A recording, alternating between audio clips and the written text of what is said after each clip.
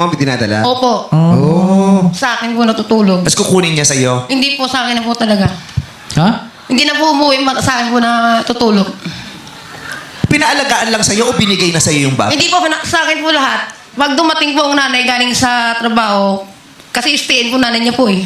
Kaya nga, pero pag kinukuha din sa'yo ng nanay paminsan-minsan. Minsan lang po. Pag umuwi. Ilang araw yung siya minsan na sa'yo? Ano po minsan nasa po sa isang buwan. Ah, isang buwan na sa'yo. Opo. Oo. Hindi ngayon lang kasi ako nakarinig ng ganun. Bagong, Kayo dalawa, may mga ganyan kayo kilos, no? Pag Mahilig po akong mag-alaga ng bata.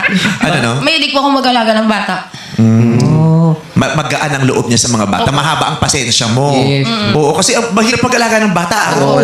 Walang oras ang pag-iyak, ang pagdumi, ang gutom nila, Correct. di ba? Walang oras ang Pati tulog pagising, nila. oo. Di ba? pero di ba mahirap yun? Siyempre, napapamahal ka sa mga bata, tapos Opo. bigla nang kukunin sa'yo. Minsan po na Hindi ko ito maintindihan. Kanina ko pa binabasa. Ano ba nakalagay? Sa kanila natutulog ang bahay? Bata, dapat Sa, bata. paano mo ako matutulungan sa ganitong pinipit mo sa akin? Isa kang malaking panaisipan.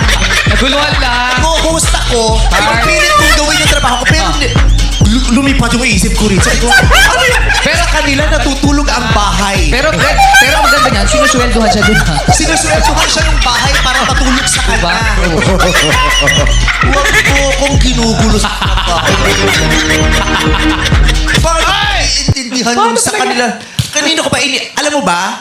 Pinapakita niya sa akin to, nandoon pa lang ako.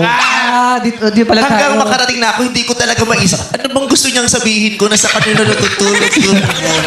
Paliwanag mo kasi. Ano ba ibig sabihin nun? Carlo! Tanong mo. Carlo, paliwanag mo, Carlo. Yung anak, yung inaalagaan niya po kasi. So may parent po yun na 18 years old. Mayroong anak? 18 years old yun Oo. na magulang nun. So Oo. solo parent yun, kailangan magtrabaho para sa anak. Oo. So sa kanya po iniiwan yung bata. Oo. So sa kanya po natutulog siya nag-aasikaso. Oo. So sinusweldohan, may natatanggap po siya. Naintindihan naman namin. Yes. Ayun, sa kanila natutulog ang bahay. Sorry.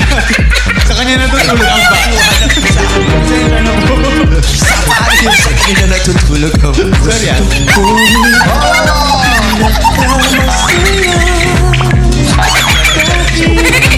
Actually, doon ako natatawa ko. Kapag hindi mo ginagawa nila sa akin, natatawa ko. Bakit? Minsan sa sobrang bilis sila magsulat. Natataranta kasi. Huwag kang matataranta. Oo. Ang tangos ng ilong mo, natataranta ka. Oo. At saka, mabait tong bata. Ay, sobra. Hindi yan nagsisinungaling. Bakit? Diyos ko, di lalong humaba yung ilong mo. Ang tangos-tangos na. Matangos eh. It's okay. Everybody commits mistake because nobody is perfect. Yeah. Yeah.